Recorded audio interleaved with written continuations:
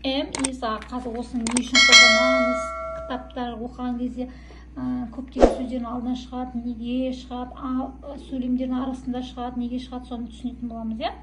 Мысалға, am деп отырғанымыз, егер де сен өзің туралы бір нәрсе айтқың келсе айтасың, иә? Мысалға, I am деймін. дұрыс айтасың.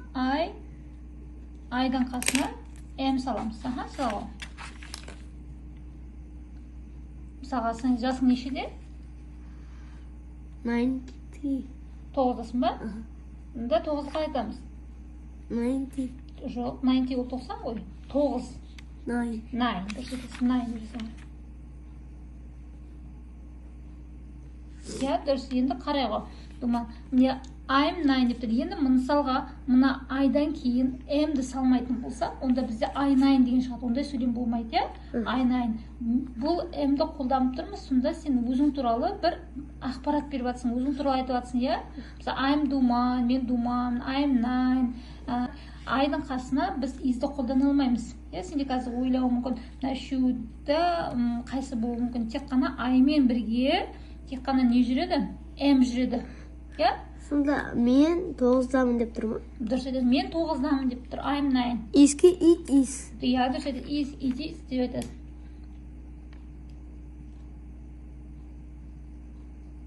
Сонда қара.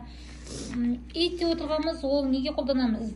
Затқа қолданамыз, жануарларға қолданамыз, жекеше түрге жүрген. Сонда it is a dog. Yes, it is a dog дейміз. It is a cat деп айтамыз, Сонда is-ді біз it-пен қолданамыз. Тағы да is-ді қолданамыз, 3 рет қолданамыз. Біреуінде it, біреуінде he, біреуінде she. He деп біз кімге қолданамыз? He деп кімге айтамыз?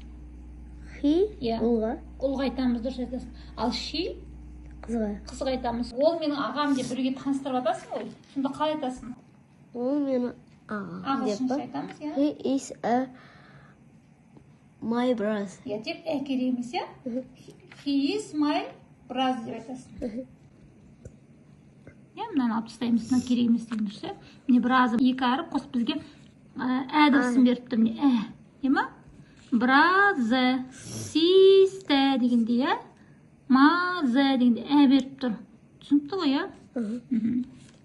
Так, окей. Енді түсініп алып сонда. Мына is бізде is-ді қолданып сонда it-пенен қолданамыз, бір затты айтқанда қолданамыз.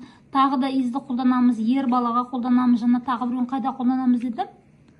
Қыз балдарды айтқанда қолданамыз. Ол қалай? She is ол менің апам, или ол менің мамам деп айтшы. She is my mother. Yes.